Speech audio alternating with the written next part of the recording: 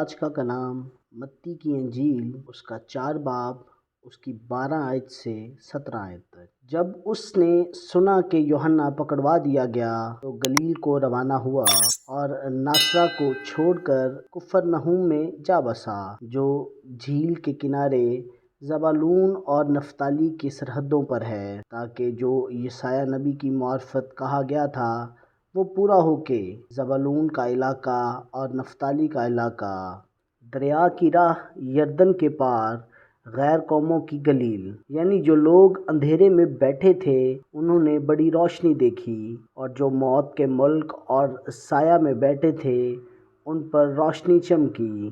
اس وقت سے یسوع نے منادی کرنا اور یہ کہنا شروع کیا کہ توبہ کرو، کیونکہ آسمان کی بادشاہی نزدیک آ گئی ہے۔ آمین۔ خداوند کا پاک کلام پڑھا اور سنا جانا ہم سبوں کے لیے باعث برکت ہو۔ خدا کا شکر ہو۔ آمین۔